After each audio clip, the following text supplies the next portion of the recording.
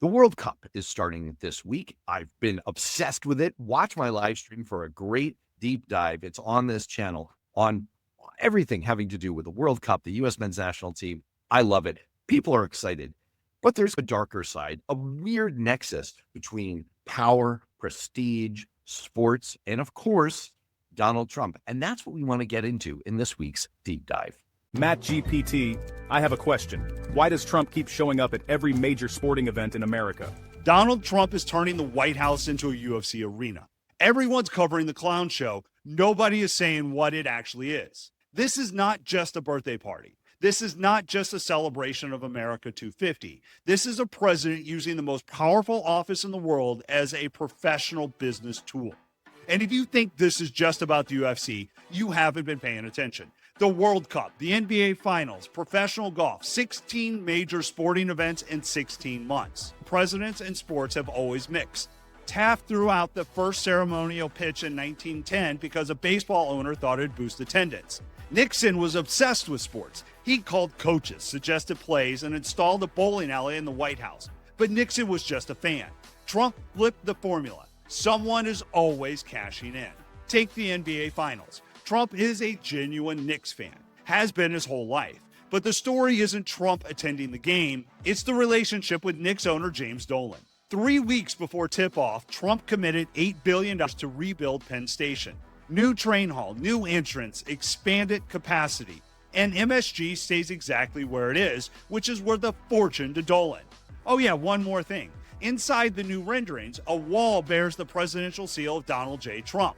Professional golf is the same story. Trump didn't buy Doral, Turnberry, or Bedminster because he wanted a place to play. He bought them because professional golf turns a course into a brand.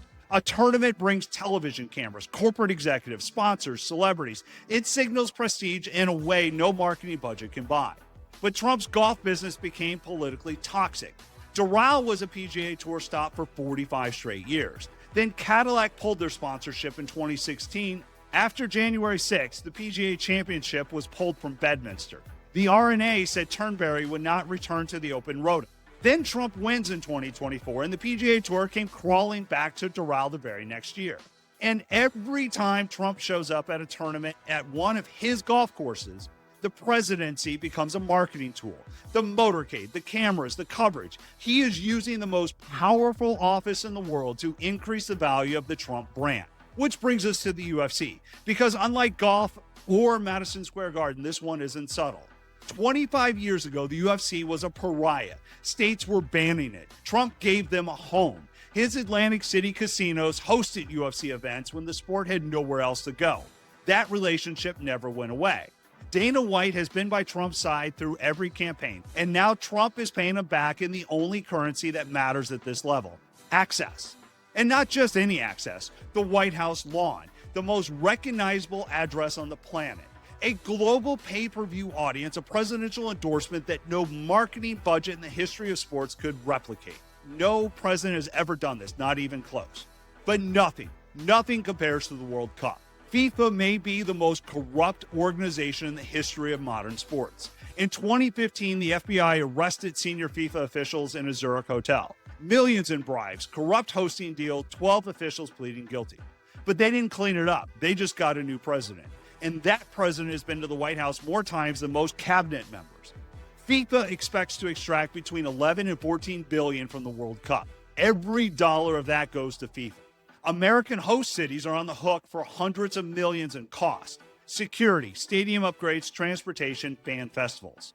And Trump, who went after NATO allies, who tariffed the entire world, who pulled out of every agreement he decided wasn't fair to America, has not said a single word about the fact that a corrupt Swiss nonprofit is about to extract $14 billion from American soil while American taxpayers pick up the bill. Not one word. Because FIFA created a brand new award, the FIFA Peace Prize, and gave the inaugural one to Donald J. Trump. And Trump gets one more thing: a global stage, 4 billion viewers, a trophy to hand out, and a geopolitical weapon he's already using. Which brings us back to why any of this matters. Sports is the last public square, the last place where Americans who hate each other still show up in the same room. And Trump, who understands mass audiences better than any politician alive, has identified them. No, this is not about the UFC on the White House lawn. It's about a president who increasingly treats public office as a private asset. Every president has basked in the reflected glow of sports heroes. That's as old as the Republic, practically. But what you're saying is that what Trump does is a little bit different. When I think of presidents in sports, the image in my head is George W. Bush right after 9/11 throwing that strike right after the Yankees game. And that's where sports and politics are at its best. That's when they come together and bring everyone into a place that makes you feel proud and feel like an American. Now, look, I love the fact that presidents show up at sporting. So there's this nexus of pop culture that's already been there, that at the Knicks game all the time with celebrity role. But I think what Trump is doing is slightly different. And there is a darker side of this, because when you look at where he goes, these are more political and business stops than they are America stops. The easy one is you go to NASCAR. And why do you go to NASCAR? Because that's his base. So you rally your base. You get that. That makes sense. That's a political stop.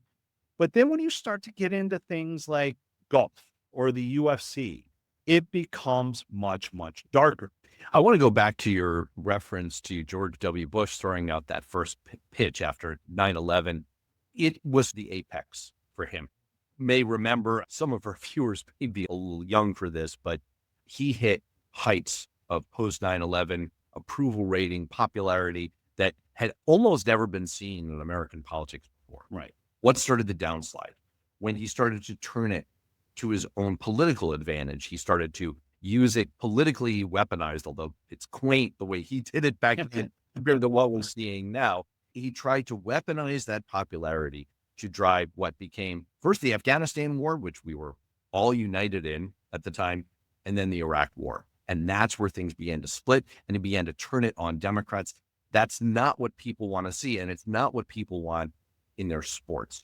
And Trump has turned that twist further and further, because for him, as you said, it's all about his own benefit financially, his own benefit in terms of power, flattery, and prestige. That's a FIFA story, right? You have this very weird contrast where Trump has been on a mission for years to undermine NATO. He claims, oh, it's rigged. We hear that a lot. NATO is rigged. The other countries aren't paying enough. We're getting a bad deal. We're getting a bad bargain. That's exactly what's happening with FIFA right now. America is getting a horrible bargain.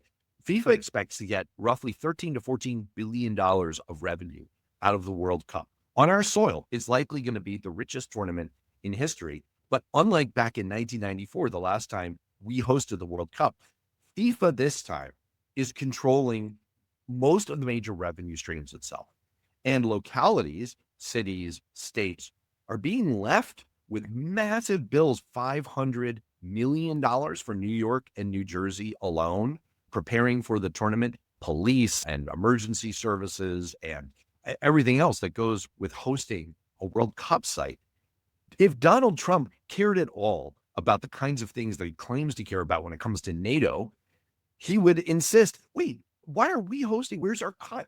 This is what he's about in every other realm of life. Why isn't he doing that? Because Gianni Infantino, the head of FIFA, gave him a gold statue, gave him a FIFA Peace Prize, gave him the flattery kickback. The UFC, there's not a direct financial tie that I'm aware of, but these are his cronies. These are his friends. Listen, I'm a rare Democrat. I'm a Democrat who actually watches UFC. I know a little something about it. I'm a spectator of the sport. But gosh darn it, these are not saints that he's in bed with here. And these are all his friends going back to his casino hosting days, where he was the only person who would let them do, as you said in your piece, who would let them do their events. And these are his buddies, and he's turning the White House into a circus site. For Trump, he's committing the cardinal sin that we've seen in politics before of you want to bask in approval, you want to bask in the reflected glow of sports glory. For him, he's trying to convert all of that into coin for himself. That's the quintessential difference. What we do know with UFC is that this gives them a stage like something they've never seen And what becomes interesting to me, and you just touched on this when you got into the World Cup and FIFA, it's that glory too, that bask in that glow that Trump really gravitates to. And you saw that with the Knicks game where you could see the booze. It was there. But if you looked at social media and the posts from the White House or even his press conference later, they took the side prior to them showing him on stage and heard the USA chants. And the social media narrative was USA chants, everybody loved me, this was great. And so where this nexus of Trump and sports really comes into play is trying to drive that narrative for him, drive that narrative for a friend of his, or as you saw with FIFA, which admittedly, I don't know a ton about this. And so I was fascinated when I saw your stuff this week about that corruption and grift. And it just really does feel like something Trump should be jumping all over, but just is not, because he wants to have that trophy and he will literally use sports as another weapon for himself. I want to close on this. It's an interesting quirk of history that if Fidel Castro had been able to throw a slightly faster fastball, we might not have had the last 60 years in the Western Hemisphere. He was a failed baseball pitcher. He didn't make it, so he went into politics. Donald Trump tried to get involved in owning an NFL team. He didn't quite make it. And here we are. It's just like a fascinating sliding doors moment. This is a guy who I think wants the glory of being in sports, that kind of thing that he himself can never achieve. And so all he wants out of it is his cut. And he's going to use all of the power and prestige of the presidency to get it. But that's a really dour note, especially when it comes as delightful as sports.